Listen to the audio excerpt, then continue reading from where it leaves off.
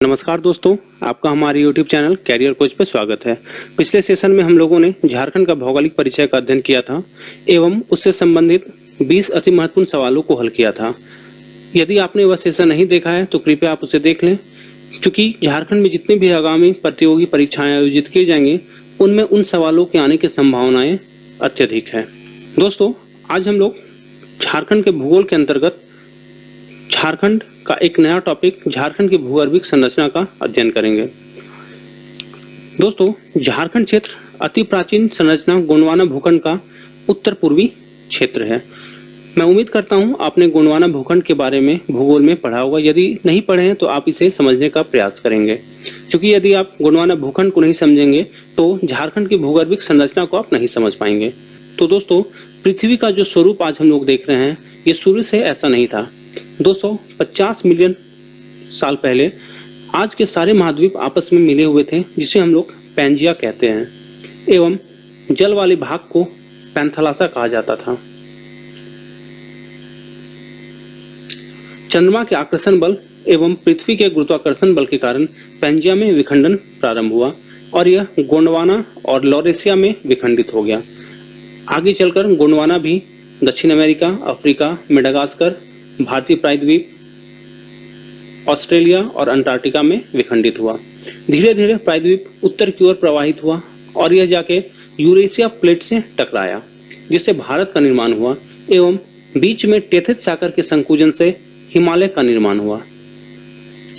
तो दोस्तों, पिछले सेशन में हम लोगों ने पढ़ा था कि झारखंड जो है वो भारतीय प्रायद्वीप का पूर्वी भाग है। तो इन्हीं तथ्यों के आधार पर हम लोग कहते हैं कि जो झारखंड है वह गोंडवाना भूखंड का उत्तरी पूर्वी भाग है। मुझे उम्मीद है आपको ये कॉन्सेप्ट समझ में आया होगा। गोंडवाना को टूटने के बाद अनेक भूगर्भिक हलचल और परिवर्तन हुए, जिनका झारखंड के चट्टानों और खनिज में विविधता देखने को मिलता है। तो दोस्तों, हम लोग ये तो समझ चुके हैं कि झारखंड को गोंडवाना भूखंड का उत्तरी पूर्वी भाग क्यों कहा जाता है। अब हम लोग यह समझेंगे कि झारखंड में किन किन प्रकार के चट्टान पाए जाते हैं। दोस्तों, तो झारखंड में जो सबसे पहला चट्टान है वह आर्कियन कालीन चट्टान। ध्यान दीजिएगा, यहाँ कालीन वर्ड यूज किया गया है, यानी ये एक काल है, यानी ये टाइम पीरियड है। अब ये कौन सा टाइम पीरियड है ये आपको समझना होगा। जब पृथ्वी का निर्माण हो रहा था तो हम लोग जानते हैं कि पृथ्वी शुरू में एक आग का गोला था। जैसे ये धीरे धीरे ठंडा हो रहा था तो अंदर से जो लावा निकल रहा था, मैग्मा निकल रहा था, वह बाहर जाके ठंडा हो रहा था और चट्टान का रूप ले रहा था। दोस्तों, इसी चट्टान को हम लोग आर्कियन कालीन चट्टान कहते हैं, या कह सकते हैं इस युग में जो चट्टानों का निर्माण हुआ उसे हम लोग आर्कियन कालीन चट्टान, इन्हें पैतृक चट्टान कहते हैं। दोस्तों, अब इस काल में भी अलग अलग चट्टान हुए। जो भी चट्टान बनेंगे वो आर्कियन कालीन चट्टान से ही बनेंगे। तो दोस्तों, झारखंड का जो निर्माण हुआ है वह आर्कियन कालीन चट्टान से ही हुआ है। तो दोस्तों, झारखंड का आधार का जो निर्माण है वह आर्कियन कालीन के चट्टान से हुआ है। इसका विस्तार झारखंड के 90% भूभाग पर है। यानी अगर हम झारखंड का आधार का बात करें तो उसमें जो चट्टान पाए जाएंगे वो उस समय का चट्टान है जब पृथ्वी का निर्माण हो रहा था। यानी उस समय जो चट्टान बने थे वो झारखंड के आधार में है। और दोस्तों, हम लोग जानते हैं कि ये जो चट्टाने थे वो मैग्मा से बना है और मैग्मा में सभी प्रकार के तत्व पाए जाते हैं। इस दृष्टि से जो ये चट्टान है वो झारखंड के आर्थिक दृष्टि से प्रमुख चट्टानों में गिने जाते हैं। दोस्तों, अब छोटा नागपुर पठार में आग्नेय, अवसादी और रूपांतरित चट्टाने, तीनों प्रकार की जो चट्टाने हैं वो इन्हीं चट्टानों से संबंध रखते हैं। इसे समझने के लिए हमको ये समझना होगा कि आग्नेय, अवसादी और रूपांतरित चट्टान क्या होते हैं। तो दोस्तों, आग्नेय चट्टान आर्कियन कालीन चट्टानों को ही कहा जाता है। यानी ये चट्टान जो है वो प्राथमिक चट्टान है, यानी ये चट्टान जो है वो मैग्मा से बने चट्टान है। अब इन चट्टानों में जब अपक्षय और निक्षेपण होता है, अपक्षय का मतलब होता है टूटना, निक्षेपण का मतलब होता है जमा होना। यानी जब इनका टूटना, टूटेंगे कैसे, तो नदियों से टूटेंगे, हवा से टूटेंगे, तो ये टूट कर जमा होकर एक अलग चट्टान बनते हैं, जिन्हें हम लोग अवसादी चट्टान कहते हैं। अब आर्कियन और अवसादी दोनों पे जब हाई प्रेशर और जब ताप और जब इनके आकार में परिवर्तन होता है तो ये चट्टाने जो हैं वो रूपांतरित कर जाती हैं। यानी हम लोग कह सकते हैं कि ये चट्टान जो है इनमें या तो ये अवसादी चट्टान होंगे या तो ये अग्नि चट्टान होंगे, बस ये अपना रूप बदल लेंगे।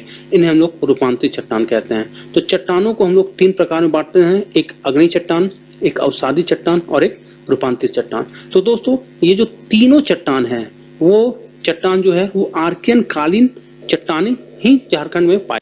तो अब हम लोग देखते हैं कि आर्कियन कालीन चट्टान जो है उनका विस्तार कहाँ है। तो इन चट्टानों का विस्तार झारखंड के सिंहभूम, सरायकेला, सिमडेगा और दक्षिण पूर्वी झारखंड में। हम लोगों ने झारखंड का रफ मैप बनाना सीखा था। तो इन चट्टानों का विस्तार अत्यधिक कहाँ है, तो झारखंड के सिंहभूम वाले क्षेत्र पे, यानी ये वाले क्षेत्र पे पूरा पे जो है इनका विस्तार है। इन चट्टानों को आर्कियन क्रम और धारवाड़ क्रम चट्टानों में वर्गीकृत किया जा सकता है। यानी आर्कियन क्रम की चट्टानें कब की हैं, आर्कियन काल की है। धारवाड़ क्रम की चट्टानें कब की हैं, तो आर्कियन काल की है। अब ध्यान दीजिएगा दोस्तों, ये है आर्कियन क्रम की चट्टान। आप देखेंगे आर्कियन क्रम की चट्टान इस प्रकार की होती हैं। इनमें जब अपरदन होता है और निक्षेपण होता है तो ये धारवाड़ में परिवर्तित हो जाती हैं। ध्यान दीजिएगा, इस प्रकार की जो चट्टानें होती हैं वह धारवाड़ क्रम की चट्टानें होती हैं, यानी ये अवसादी चट्टान है। इनमें जब निक्षेपण होगा तो कुडप्पा क्रम की चट्टान बनती है। चूंकि कुडप्पा क्रम की जो है चट्टान झारखंड में नहीं पाया जाता है, सिर्फ छोटे से पार्ट में पाया जाता है।